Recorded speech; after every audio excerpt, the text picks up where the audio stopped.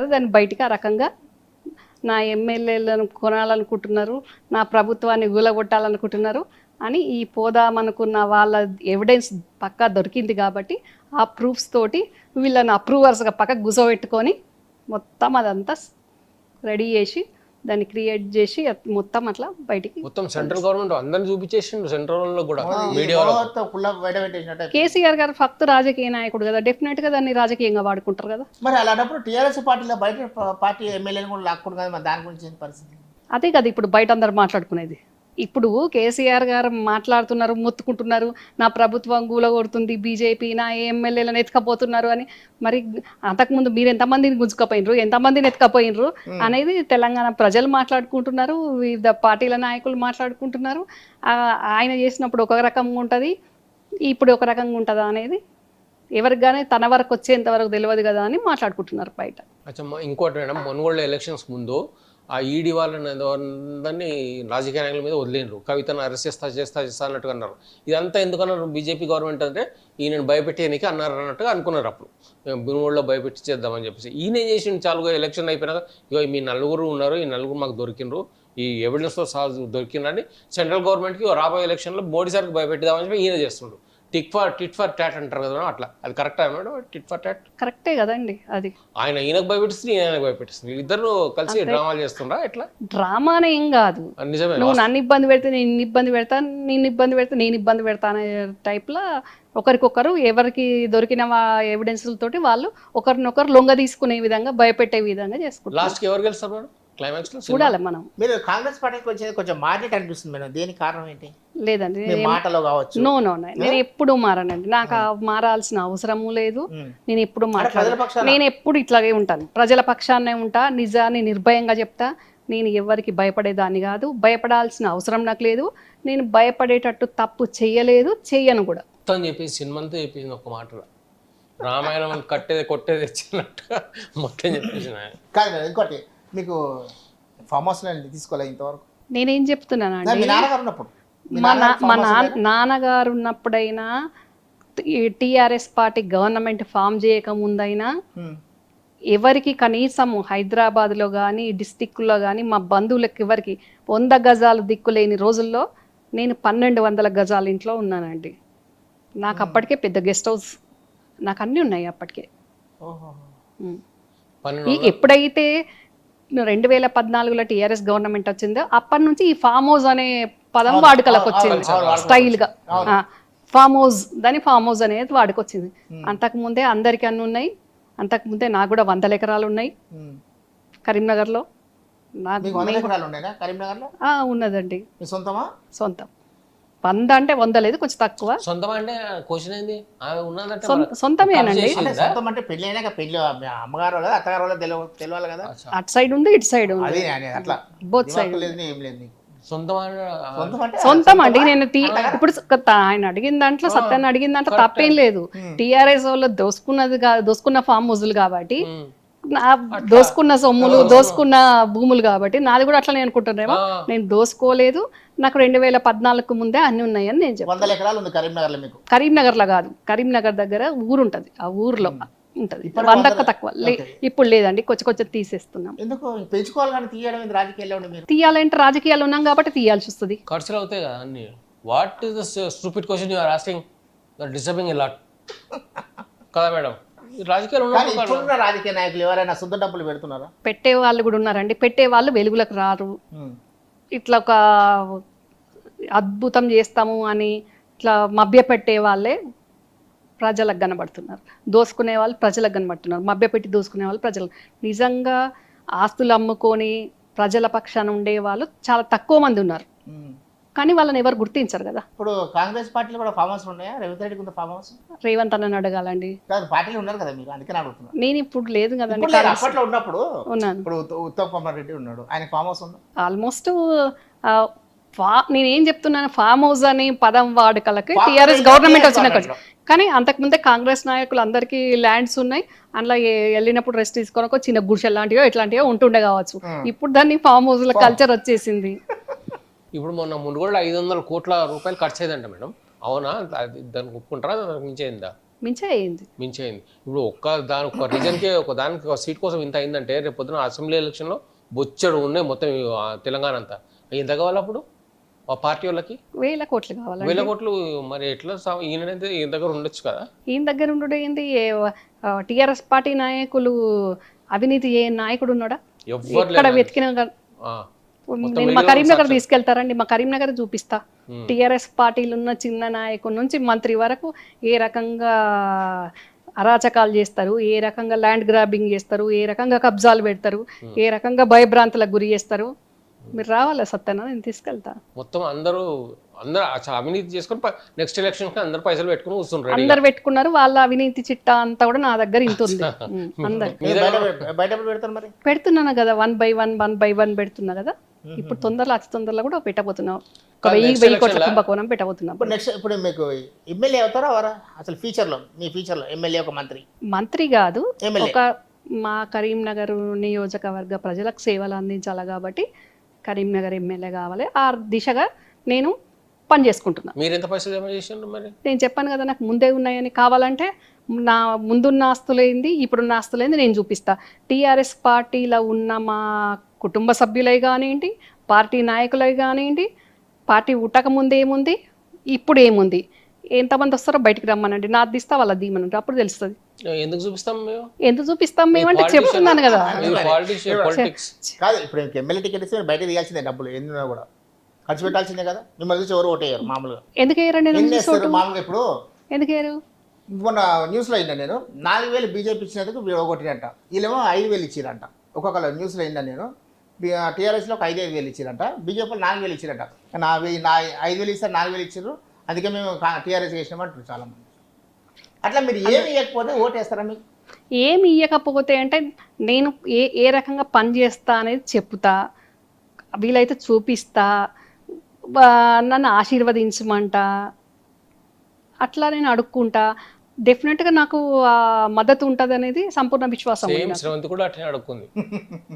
స్రవంతి ఎట్లా అడుక్కుందో, స్రవంతి మునుగోడు, నేను రమ్యారావు, నాది కరీంనగర్. పబ్లిక్ అందరు వేరే, పబ్లిక్ పలకడానికి పబ్లిక్ అందరు ఒకటి పదం, కానీ ఇక్కడ పబ్లిక్ అక్కడనే ఉంటారు. ఒకవేళ సపోర్ట్ ఉంది, మీకు అంత పాపులారిటీ ఉంటే ఇండిపెండెంట్గా నిలబడచ్చు, గెలవచ్చు మీరు. మరి ఎందుకు నిలవలేకపోతున్నారు ఇండిపెండెంట్గా? మీ కరీంనగర్ అంత పాపులారిటీ ఉంటే?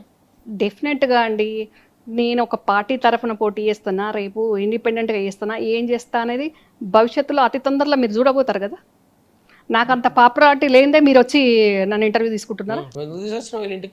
పాపులారిటీ ఉంది, పాపులారిటీ ఉంది, కానీ మీరు ఇండిపెండెంట్గా నిలబడితే గెలుస్తారా లేరా అన్నదే పాయింట్. ఇక్కడ ఇండిపెండెంట్గా నిలబడే అవసరం రాదనుకుంటా, పక్కా ఏదో ఒక పార్టీకి వెళ్ళి చేస్తా. ఒకవేళ అట్లా జరగని పక్షంలో డెఫినెట్గా మాత్రం పోటీ చేయడం మాత్రం మీ మనసులో ఏ పార్టీ ఉంది మీరు చూస్తారు కదా. మనసులో అయితే ఉంటుంది, ఈ పార్టీకి వెళ్తాను నేను. మనసులో ఉంది కానీ ఇప్పుడే బయటకి ఎట్లా చెప్తాను నేను? మీరే మనసులో ఉంది అంటున్నారు, మనసులో ఏముంటుంది కదా. బయటకి చెప్పాలి, ఇప్పుడే చెప్తాను కదా, చెప్పే టైం వచ్చినప్పుడు పక్కా చెప్తాను కదా. రమ్యారావు చెప్పేది ఒకటి చేసేది ఒకటి ఉండదు, ఏది చెప్తుందో అది చేస్తుంది. కొందరు చేసేంత వరకు చెప్పారు, నేను బాజాప్తా చెప్పి చేస్తాను. ఒక్కటి క్లూ ఇవ్వండి, అది నేషనల్ పార్టీయా లోకల్ పార్టీయా? చూస్తారు కదా, తొందరలోనే చూస్తారు కదా. మేడం ఇప్పుడు అయితే టీఆర్ఎస్ వాళ్ళు మటుకు నెక్స్ట్ ఎలక్షన్స్ ఎన్ని ఎలక్షన్స్ అయినా కూడా వాళ్ళ దగ్గర డబ్బులు అయితే ఫుల్ మస్తుగా ఉన్నాయి, అది మటుకు వాస్తవం. వేరే పార్టీల దగ్గర వాళ్ళలాగా చేయలేరు, ఖర్చు పెట్టలేరు. ఇది కూడా పెట్టనియరు, వాళ్ళ దగ్గర ఉన్నా పెట్టనియరు అనేది కాదు, డెఫినెట్ గా పెట్టనియరు. ఎందుకు పెట్టనియరు? మరి బీజేపీ వాళ్ళు ఎందుకు పెట్టనియరు అంటే మొన్న మునుగోలో జరిగింది అదే కదా, పెట్టనీయలే కదా. మునుగోడులో జరిగింది, ఇద్దరు ములాఖాతులు జరిగిందా మేడం? అందుకు ఇద్దరు కలిసి ములాఖాతులు ఏం జరగలే. మునుగోడులో మొత్తము యంత్రాంగం అంతా పనిచేసింది, క్యాంపెయినింగ్ అయిపోయి టైం అయిపోయినాక కూడా పోలీసు వాళ్ళు మఫ్టిల వంచి డ్రెస్లలో పెట్టుకుని, కాకి డ్రెస్ వేసుకున్న వాళ్ళకి కీసల్లో పెట్టుకొని ఇచ్చినాక పైసలు ప్రజలకు ఇచ్చినాక వాళ్ళకు పంచడం జరిగింది. గవర్నమెంట్ తరఫున, టీఆర్ఎస్ పార్టీ తరఫున ప్రతిపక్షాలను పంచుకోనియలేదు కదా. 500 ఇచ్చుకుంటోలో 1000 ఇచ్చుకుంటోలో ఇందాక మీరు అన్నట్టు వాళ్ళని మంచనీయలేదు కదా. వాళ్ళని నెక్స్ట్ ఎలక్షన్ పైసలు ముఖ్య పాత్ర వహిస్తా లేకపోతే ఓటర్ల ఆలోచన పనిచేస్తుందా మేడం? డెఫినెట్ గా పైసలే ముఖ్య పాత్ర వహిస్తుందని ఇప్పుడు మీరే చెప్పారు కదా. నాకు ఇటీవల అంతమంది మంత్రులు, ఒక కేసీఆర్ కూడా పోతేనే గెలుచుకొని వచ్చి వాళ్ళు మునుగోడు ఇప్పుడు ఎవరు పోయినా పైసలు పంచుకుంటూ మళ్ళీ. పైసలు మేడం, ఎవరు గెలవరండి ఈడ పైసలు గెలుస్తాయి అంతే. పైసలు ఎవరు ఎక్కువ పెడతారో ఎవరు తమాషా చేస్తారో వాళ్ళే గెలుస్తారు. వాళ్ళు గెలుస్తారు పైసలు గెలుస్తాయి అంతే. అది అర్థం కాలేదు. పైసలు గెలిస్తే పైసలు గెలిస్తే వాళ్ళే పెడతారు పైసలు, పైసలు గెలుస్తాయి అంతే. టీఆర్ఎస్ వాళ్ళే పెడతారు. టీఆర్ఎస్ వాళ్ళ దగ్గర ఫుల్ 4 ఎలక్షన్లు అయినా కూడా 4 ఎలక్షన్లు ఖర్చు పెట్టినంత పైసా ఉంది. అయితే మొత్తానికి పైసలు గెలుస్తుందంటే టీఆర్ఎస్ గెలుస్తుంది అన్నట్టు అర్థం. టీఆర్ఎస్ గెలుస్తుంది, బీజేపీ గెలుస్తుంది, కాంగ్రెస్ గెలుస్తుంది. ఇప్పుడు మీరు పైసలు గెలుస్తున్నాయి అన్నారు, ఇప్పుడు మనోడు ఏమన్నాడంటే పైసలు మొత్తం టీఆర్ఎస్ పార్టీలే ఉన్నాయి అన్నారు. నో సత్తెన్న పైసలన్నీ టీఆర్ఎస్ పార్టీలు ఉన్నాయండి. ఉన్నాయన్నారు. కానీ ఎలక్షన్ల రేపు రాబోయే ఎలక్షన్ల అన్ని పార్టీలు పైసలు తీస్తాయి. ఏ క్యాండిడేట్ ఎక్కడ పైసలు ఎక్కువ పెడితే వాళ్ళ సైడ్ ఉంటారేమో అని మొన్న మునుగోడు ఎలక్షన్ చూస్తే అనిపిస్తుంది. తెలిసింది. మరి ఎవరు పెట్టిర్రు? ఎందుకంటే ఓటర్లు బయటకు వచ్చి అంటున్నారు కదా, అవును. మాకు తులం బంగారం ఇస్తామన్నారు, ఏదో బైక్ ఇస్తామన్నారు, 40,000 ఇస్తామన్నారు, ఇయ్యలేదు అని అన్నారు కదా.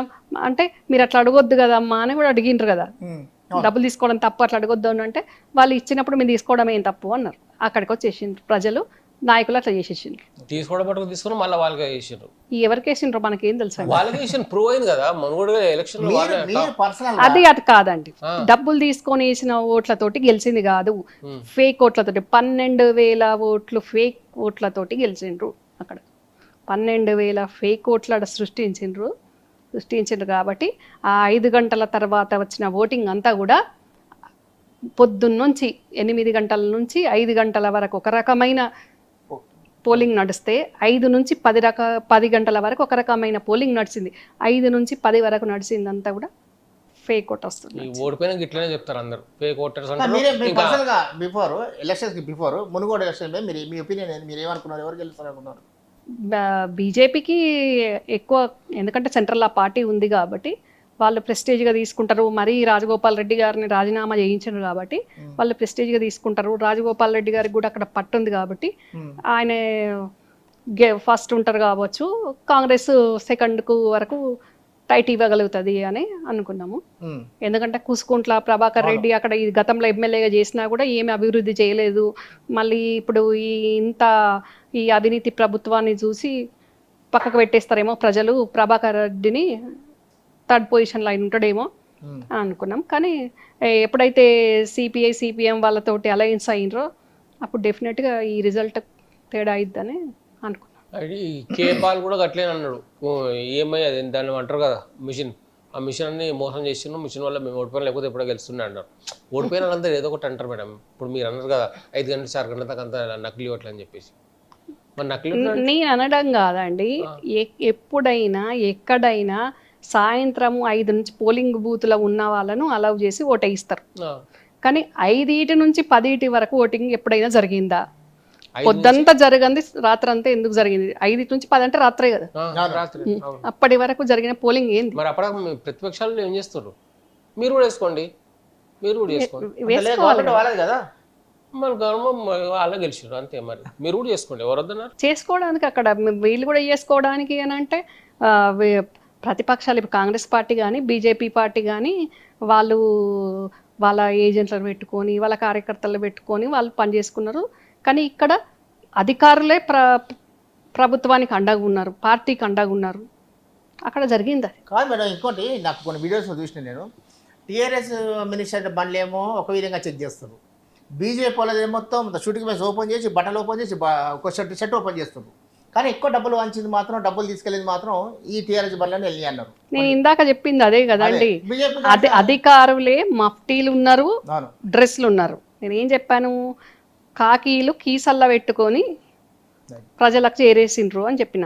అధికార యంత్రాంగం, అధికారులు మొత్తం ప్రభుత్వం తరఫున ప్రజలకు పోల్ మేనేజ్మెంట్ పర్ఫెక్ట్గా చేసిండ్రు.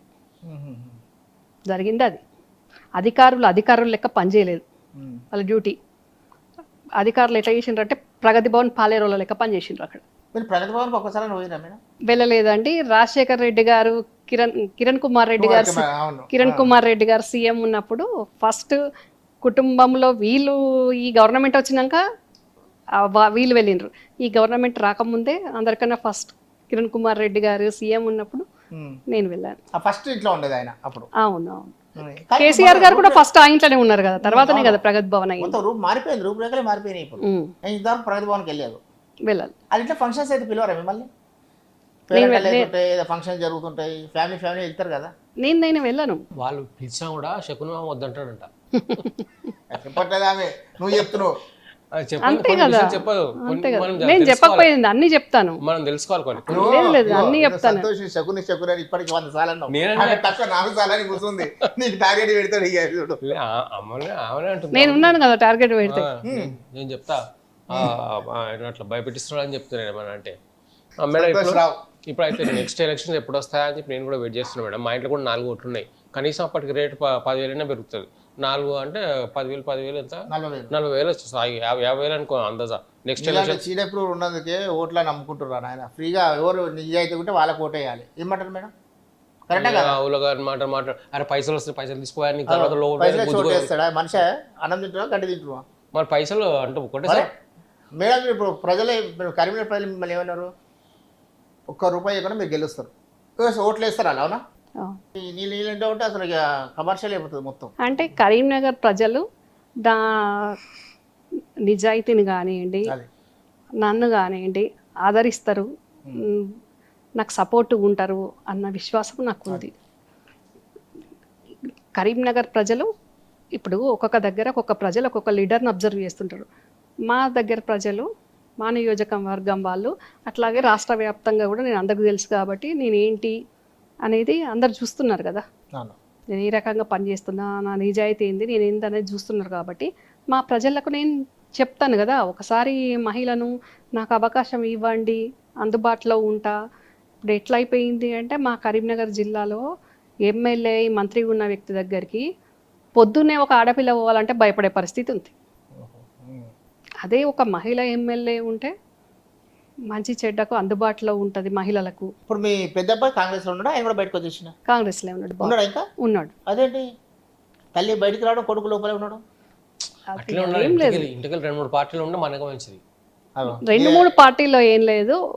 బాబు ఫస్ట్ నేను కాంగ్రెస్లో ఉన్నాను, బాబు ఎన్ఎస్యుఐలో జాయిన్ అయ్యాడు, బాబు ఎన్ఎస్యుఐలో కంటిన్యూ అవుతున్నాడు. నేను ఒక్కదాన్ని బయటికి వచ్చి state general secretary Ritish, state general secretary. మీరు బయటకు వచ్చేసారు. అది సేఫ్ సైడ్ కోసం పెట్టిందా? నేనే సేఫ్ సైడ్ కోసం పెట్టడం ఏం లేదు. యాక్చువల్లీ అహ్మద్ పటేల్ గారు చనిపోయారు, కానీ నేను బయటికి వచ్చాక అహ్మద్ పటేల్ గారు ఫోన్ చేసి మాట్లాడారు, పార్టీలో ఉండాలి మేడం, ఉండండి, మీకు ఒక వ్యక్తి వల్ల ఇబ్బంది అయి పార్టీని విడిచి వెళ్ళకండి, మళ్ళీ మీరు పార్టీలకు రావాలి, పార్టీ మనది, కాంగ్రెస్ పార్టీ అందరిది, మేడం రాహుల్ గాంధీ గారు మేమందరం సపోర్టింగ్ ఉంటాం, మీకు నెక్స్ట్ ఎలాంటి ఇబ్బంది ఉండదు అని అహ్మద్ పటేల్ గారు మాట్లాడారు నాతో. ఇప్పుడున్న పెద్ద లీడర్స్ కూడా కాల్ చేస్తున్నారు రండి పార్టీకి అని. ఇంకా మా కరీంనగర్ నుంచి అయితే ఎప్పుడు జాయిన్ అవుతారా, రోజు అవే ఫోన్లు, ఎప్పుడు జాయిన్ అవుతారా, తొందరగా జాయిన్ అవ్వండి పార్టీలో. ఇప్పుడు మేడం ఇంకో విషయం, మన రేవంత్ రెడ్డి సార్కి మన మునుగోడులో ఎందుకు ఓడిపోయినారు అన్న విషయం తెలుసు. అంటే కలిసికట్ట క్లారిటీ లేరు, కొందరు కోవర్టులు ఉన్నారని చెప్పి. కోవర్ట్ల పేర్ల లిస్ట్ కూడా ఆయన టేబుల్ మీదకి వచ్చింది. ఏం చేయలేకపోతున్నా ఆయన టేబుల్ మీదకి వచ్చిన టేబుల్ లిస్టు ఢిల్లీకి కూడా పంపించిండు. వాళ్ళు కూడా ఏం చేస్తున్నారు? ఎట్లా మేడం ఈ సమస్యనే? కరెక్టే అడిగిందా? ఎప్పుడండి? మొన్నే రిజల్ట్ వచ్చింది, నిన్నే రాహుల్ గాంధీ గారి బహిరంగ సభ అయింది. ఇంకా మనం ఈ రోజే మాట్లాడుకుంటున్నాము, రేపు ఏం జరుగుతుందో. రిజల్ట్ ముందే ఆ లిస్ట్ వెళ్ళిపోయింది ఎవరెవరు కోవర్ట్లో అని చెప్పేసి. రిజల్ట్ ముందు వెళ్ళిపోయింది సత్యన్న. రిజల్ట్ వచ్చింది మొన్నే, ఎలక్షన్ అయింది మొన్నే, రిజల్ట్ వచ్చింది మొన్నే, బహిరంగ సభ అయింది నిన్న, మనం మాట్లాడుకుంది ఈ రోజు, రేపు ఏం జరగబోతుంది. హిట్ టీవీ యాప్, ఇందులో short news, live news, entertainment shows, movies, digital magazines తో పాటు మీ జిల్లా వార్తలను కూడా ఫ్రీగా చూడొచ్చు. అంతేకాదు కేజీ నుంచి పీజీ వరకు విద్యార్థులకు స్కాలర్షిప్ కూడా అందిస్తున్నాం. ప్రతి వారం 10 మందికి లక్కీ డ్రా ద్వారా ఒక్కొక్కరికి 10,000 రూపాయలు అందిస్తున్నాం. ఇంకెందుకు ఆలస్యం, వెంటనే హిట్ టీవీ యాప్ ని డౌన్లోడ్ చేసుకుని ఫ్రీగా ఎంటర్టైన్మెంట్ పొందండి. Hit TV app, hit TV app, please download hit TV app. Hit TV app ని ఫ్రీగా డౌన్లోడ్ చేసుకుని ఎంజాయ్ చేయండి. మీకు నచ్చిన ఎంటర్టైన్మెంట్ కోసం హిట్ టీవీ యాప్ ని ఫ్రీగా డౌన్లోడ్ చేసుకుని ఎంజాయ్ చేయండి. హిట్ టీవీ యాప్ ని డౌన్లోడ్ చేసుకుని ఆస్వాదించండి, ఆశీర్వదించండి. ఇంతమంది సెలబ్రిటీలు హిట్ టీవీ యాప్ ని డౌన్లోడ్ చేసుకోండి అని చెప్తున్నారంటే ఎంత మంచి యాప్ ఆలోచించండి. అమెరికా అమెరికా అమెరికా అమెరికాలో చదవాలనుకునే వాళ్ళకి విశ్వసనీయమైన పేరు మన శౌర్య కన్సల్టెన్సీ. UK లో 1 year masters, UK లో 1 year masters, 2 years work permit up to 5 years visa. Contact Saurya Consultancy. Contact 89851 89851.